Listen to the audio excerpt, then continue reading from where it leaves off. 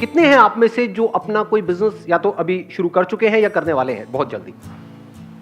कितने ऐसे हैं जो करना चाहते हैं लेकिन उनको ये नहीं पता है कि क्या करें, मतलब आइडियाज नहीं है माइंड के अंदर और उनको ये भी नहीं समझ आ रहा है कैसे करें? ऐसे कितने हैं? काफी सारे। जिनका हाथ यहां तक जा रहा है डीओ लगा के नहीं आए हो क्या? ये क्या होता है भाई? अरे साथ वाली को मरने दो, हाँ रोने दो, वो इधर उधर मुंह करेगी, कोई नहीं। तो ऑलमोस्ट सब चाहते हैं कि लाइफ में कभी ना कभी अपने बेस पे कुछ करने का ट्राई किया जाए, लेकिन ये नहीं पता है कि क्या करें, यानी आइडियाज ही नहीं आते हैं माइंड में। और दूसरा ये नहीं समझ आता है चलो आइडिया भी आ गया लेकिन उसको कैसे करें। रिस्क भी बहुत होते हैं। हाँ, रिस्क बहुत होता है। रिस्क क्यों आता है? जैसे आपको अपने घर से यहाँ पर आना था, कितना रिस्क था उसमें? कितना रिस्क इन्वॉल्व था? बहुत बहुत। मतलब क्या, कोई रास्ते में भूचाल आया हुआ था, मतलब आंधी तूफान था, सुनामी थी, क्या था? अगर परसेंटेज वाइज देखा जाए तो यहाँ पर पहुंचने की पॉसिबिलिटी क्या थी आपकी? 100 तो नहीं कहेंगे क्योंकि कुछ भी हो सकता है। 99.99% सही है, मैं गलत तो नहीं कह रहा। रिस्क यहाँ पर ऑलमोस्ट 0% था पहुंचने का। क्यों? क्योंकि ये वेन्यू किसी जंगल में नहीं है जहां का कोई रास्ता ही नहीं पता है आपको। मतलब मान लो ये पीतमपुरा में हो रहा है तो उसका नाम होता है गीतमपुरा, तो जगह है ही नहीं।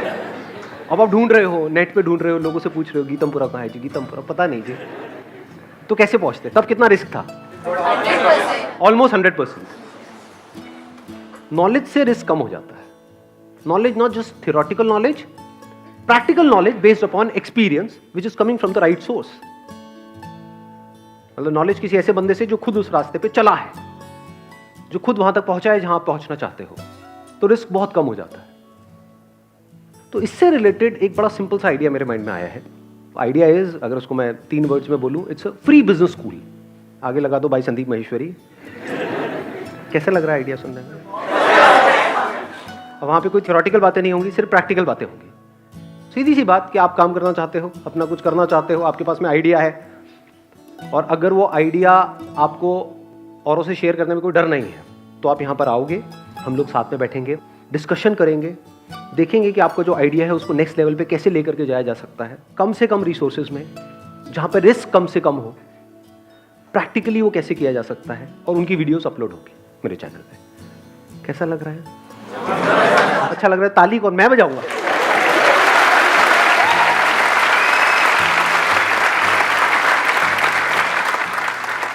इसके लिए आपको क्या करना है, आपको या जो भी लोग मेरे को अभी वीडियो में देख रहे हैं उनको क्या करना है कि अपनी एक छोटी सी वीडियो बनानी है 5 मिनट के अंदर अंदर, कि आपका वो आइडिया क्या है और क्या प्रॉब्लम है जिसको आप सॉल्व करना चाहते हो। नॉट जस्ट कि मैं पैसा कमाना चाहता हूँ ये करके, क्योंकि वहाँ पे सक्सेसफुल होने के चांसेस बहुत कम है, बट प्रैक्टिकली क्या कोई ऐसी प्रॉब्लम है जिसको आप अपने बिजनेस प्लान के थ्रू सॉल्व करना चाहते हो, तो वो आप उसमें बताओगे, और वो पैशन भी अगर आपकी आंखों में नजर आएगा तो वो वीडियो आप हमको ईमेल कर सकते हो ideas@sandeepmaheshwari.com पे। ईमेल करोगे, फिर हमारी टीम उन सारी वीडियोस को देखेगी। मान लो हजारों वीडियोस आई, और वो लोग जो जेन्युइनली पैशनेट लग रहे होंगे कुछ करने के लिए, उनको बुलाया जाएगा। और वीडियोस कितनी होंगी, कब कब होंगी, वो मैं पहले डिफाइन कर देता हूँ। जनवरी से शुरू हो जाएगी और मार्च तक ये वाला पूरा खत्म हो जाएगा, मतलब एक पूरी की पूरी सीरीज होगी। हफ्ते में 3 वीडियोस अपलोड होंगी, तो एक महीने में कितनी हो गई? 12। 3 महीने में कितनी हो गई? 36। तो टोटल 36 वीडियोस अपलोड होने वाली है। और कोशिश ये रहेगी जो 36 आइडियाज होंगे वो अलग अलग फील्ड के होंगे, तो उससे हमारी जो थॉट प्रोसेस है वो एक अलग लेवल पे जाएगी। उसमें आप ये भी बता सकते हैं शॉर्ट में कि जो इसके लिए जितना भी पैसा चाहिए उसका आपके पास में क्या अरेंजमेंट है। कहीं ऐसा ना हो यहाँ पे आकर के कहो और सारा डिस्कशन हो जाए, एंड में कहो सर पैसे कौन देगा? तो पैसा आपको लगाना है, तो नए नए आइडियाज आपको मिलेंगे कि क्या किया जा सकता है, दिमाग खुलना शुरू हो जाएगा। दूसरा, कैसे कर सकते हैं, प्रैक्टिकली बिजनेस प्लान कैसे बनाते हैं, प्रैक्टिकली उसको एग्जीक्यूट कैसे करते हैं, कैसे सोचते हैं, last but not the least risk को कैसे कम से कम किया जाता है। अगर इस एज में आप लोगों का दिमाग चलने लग जाए और बहुत सारे लोग कुछ कमाल का करने लग जाएं अलग अलग फील्ड्स में, तो क्या यही सॉल्यूशन नहीं है परमानेंट हमारी कंट्री का? यानी माइंडसेट सिर्फ और सिर्फ जॉब जॉब जॉब जॉब से हट करके थोड़ा सा बिजनेस माइंडसेट भी आए। मैं ये नहीं कह रहा सबका, बट एटलीस्ट आधे लोग तो ऐसा सोचे ना। अगर सभी सिर्फ नौकरी के बारे में सोचेंगे तो नौकरियां जनरेट कौन करेगा? हम बात तो करते हैं अनएम्प्लॉयमेंट की, इसकी उसकी, बट कभी डीपली समझने की कोशिश नहीं करते कि उसका सोल्यूशन क्या है। बस बैठे बैठे एक्सपेक्ट करते रहते हैं कि नहीं सरकार को ये करना चाहिए, उसको वो करना चाहिए, उसको वो करना चाहिए। वो करते हैं क्या? वो कर देंगे मतलब रातों रात क्या अगर मान लो करोड़ों लोग अनएम्प्लॉयड हैं तो रातों रात क्या करोड़ों वैकेंसीज निकल आएंगे? नहीं हो सकता, प्रैक्टिकली नॉट पॉसिबल। तो एक तो तरीका है पैसिव अप्रोच कि बैठे बैठे बस हम एक्सपेक्ट करते रहें कि हाँ ऐसा हो जाएगा वैसा हो जाएगा। दूसरा है एक्टिव अप्रोच कि मैं भी कुछ करूं और आप भी कुछ करो, मतलब मिल करके एक चेंज लेकर के आए। तो I am thinking from a broader perspective कि कंट्री के पॉइंट ऑफ व्यू से हम क्या कर सकते हैं, किस तरीके से कर सकते हैं। सर एक प्रॉब्लम आती है कि अगर हम कुछ स्टार्ट भी करते हैं, इवन मैं अपना बिजनेस मैंने जो स्टार्ट किया था अब से 3 साल पहले, मैं अभी भी कर रहा हूँ, लेकिन सर एक प्रॉब्लम ये आती है अगर मैं कुछ भी उसके साथ न्यू करने की कोशिश करता हूँ तो मेरी फैमिली मुझे वो अलाउ नहीं करती, कहीं ना कहीं मुझे टॉन करती है, मेरे ब्रदर मेरी सिस्टर, कि क्या वो सक्सेस हो पाएगा या नहीं हो पाएगा। तो कहीं ना कहीं एक माइंड में थॉट आता है कि क्या वो सही है या नहीं है। हर एक की फैमिली की अपनी अपनी कंडीशनिंग होती है। फॉर एग्जाम्पल आपके पेरेंट्स डॉक्टर हैं तो वो क्या चाहेंगे? देयर इज स्ट्रॉन्ग पॉसिबिलिटी वो चाहेंगे आप भी डॉक्टर बनो। दोनों गवर्नमेंट सर्वेंट्स हैं तो वो क्या चाहेंगे? तो आपको भी गवर्नमेंट जॉब लेनी है, तब आप सक्सेस हो, नहीं तो आप निकम्मे हो, नहीं तो आप फेलियर हो। ऐसे ही होता है, माइंडसेट बन जाता है बेसिकली। तो जैसे ही जो आपका बैकग्राउंड है, जो आपकी कंडीशनिंग है, बचपन से जिस तरीके से उन्होंने अपनी लाइफ को देखा है, उससे अलग आप कुछ भी करोगे तो वो आपके अगेंस्ट हो जाएंगे फॉर श्योर। तो अब वहां पे सॉल्यूशन क्या है? सॉल्यूशन ये नहीं है कि वो टॉन्ट मारना बंद कर दें या वो कुछ कहना बंद कर दें, वो उनका काम है, वो अपना काम कर रहे हैं। आपका काम क्या है कि अगर तो आपको एक्चुअल में नजर आ रहा है, आपकी विजन क्लियर है, फ्यूचर और विजन दोनों, अगर विजन क्लियर है, अगर विजन क्लियर नहीं है तो मत करो उस काम को। समझ गए? बिल्कुल ऐसा है कि मैं स्विमिंग कर लूंगा गहरे पानी में, तो कर ले, जा डूब ले, मर ले।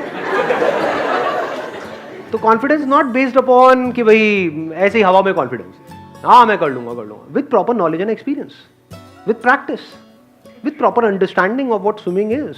उसके बेस पे अगर आप बोल रहे हो हाँ मैंने करा है, मैंने किया है, मैंने यहाँ पे किया है, स्विमिंग पूल में मैंने बड़ी प्रैक्टिस कर ली, डीप वाटर में, अब मैं उस नदी में तैर सकता हूँ, आप टेंशन मत लो।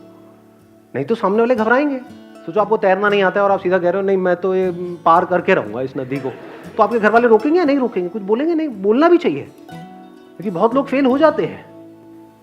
90% से ज़्यादा लोग जो बिजनेस ट्राई करने का सोचते हैं या करते हैं फेल हो जाते हैं। वही तो मेरी विजन है कि किस तरह से इस परसेंटेज को कम किया जाए या उल्टा कर दिया जाए कि आपके अंदर एक विजन क्लियर हो जाए कि नहीं 90% है कि मैं तो कर जाऊंगा, तब कोई दिक्कत नहीं है।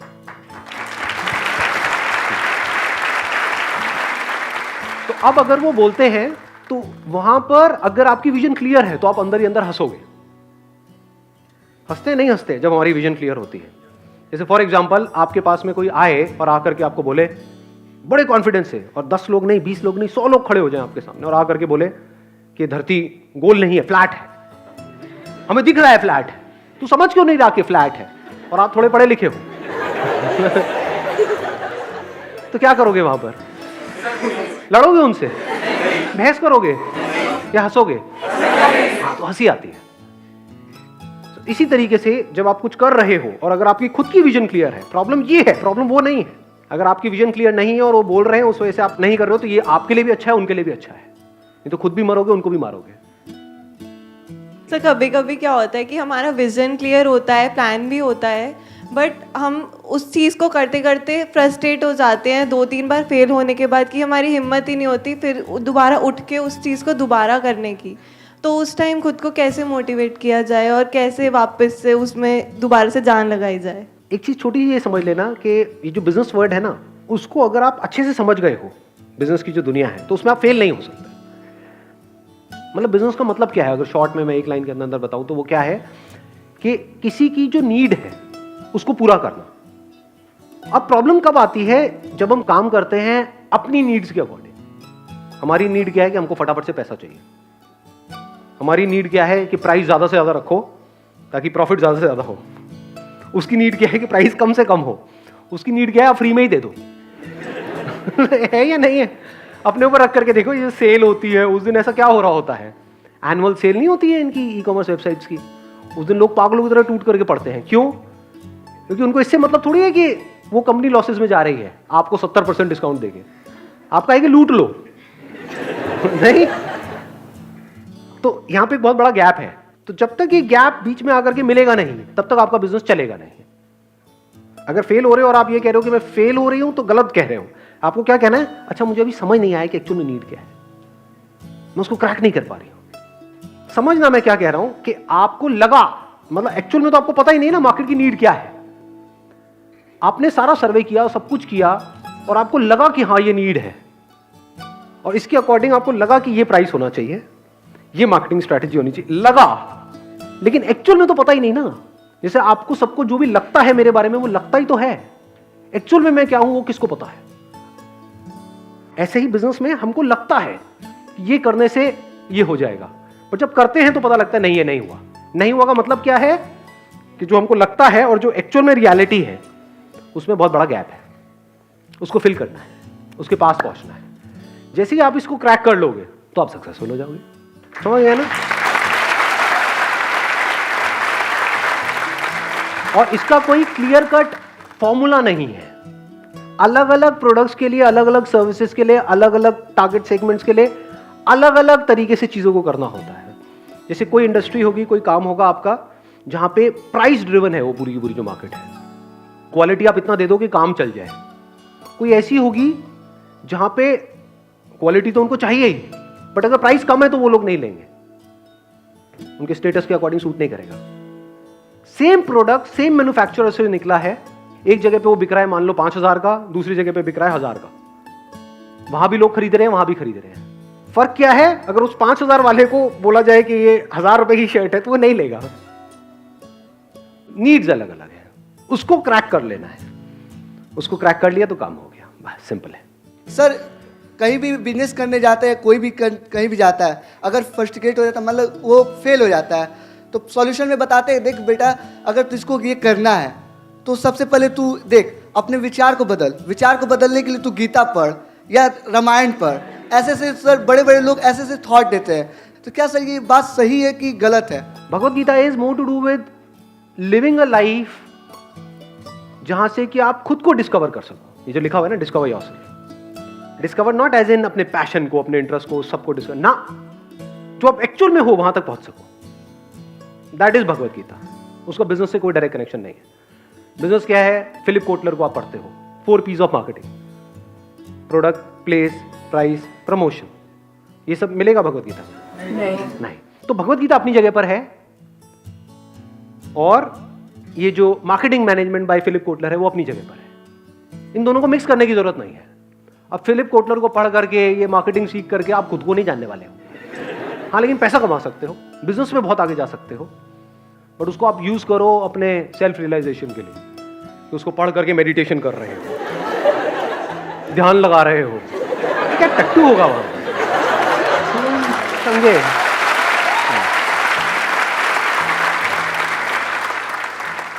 तो ये बहुत बड़ी गड़बड़ है हम सबकी लाइफ में। हमें ये नहीं पता है किससे क्या पूछना है, हमें ये नहीं पता है किससे क्या सीखना है। लोग आकर के मेरे से क्वेश्चन पूछते हैं कि सर मैं ये एंट्रेंस की तैयारी कर रहा हूं, इसको क्रैक कैसे करूं? मेरे मन में पता है क्या आता है, अबे क्रैक किससे पूछ रहा है?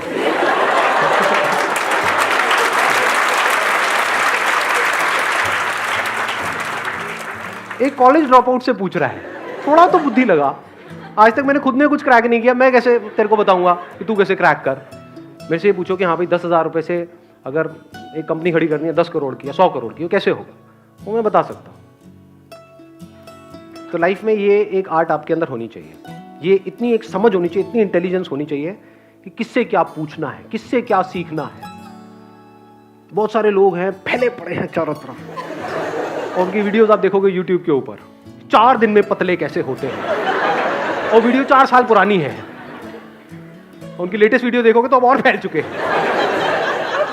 भाई 4 दिन मतलब कमाल हो रहा है इस दुनिया में। तो इतनी समझ आपके अंदर होनी चाहिए, क्योंकि उनका तो फायदा हो रहा है, उनकी वीडियो के ऊपर लाखों व्यूज है, उन्होंने तो कमा लिया जो कमाना था, आपको क्या मिलेगा? समझे? दोनों चीजों में बड़ा फर्क होता है। एक है थियोरेटिकल नॉलेज, वो तो आप भी चेप सकते हो, उसमें क्या बड़ी बात है। आपके पास मैं आ जाऊं बिजनेस एडवाइस लेने के लिए, आप शुरू हो जाओगे। किस बेस पे? कहीं से कुछ पढ़ा होगा, 2-4 बुक्स पढ़ ली होंगी। तो थियोरेटिकल नॉलेज में and knowledge based upon practical experience and understanding, जमीन आसमान का फर्क है। तो हमेशा नॉलेज और एक्सपीरियंस ऐसे किसी बंदे से लो जो उस फील्ड का एक्सपर्ट हो, उस फील्ड की थ्योरी का एक्सपर्ट ना हो, प्रैक्टिकली उस फील्ड का एक्सपर्ट हो। मतलब अगर एक कमाल का क्रिकेटर बनना है तो किसी ऐसे बंदे से मत लो जो बैठ करके सारे क्रिकेट मैचेस देख रहा है 20 साल से और बताता रहता अबे इसको क्यों भेज दिया,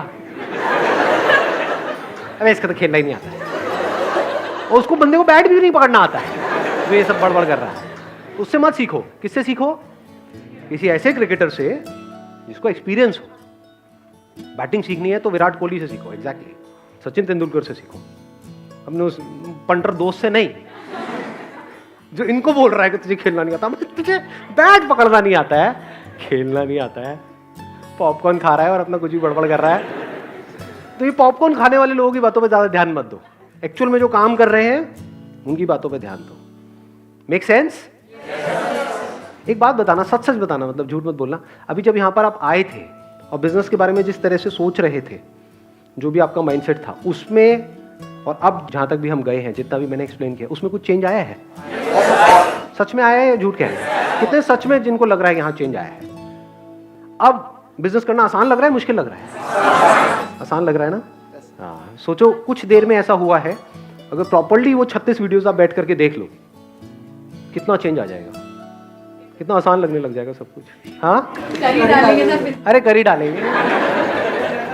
चलिए, wish you all the very best.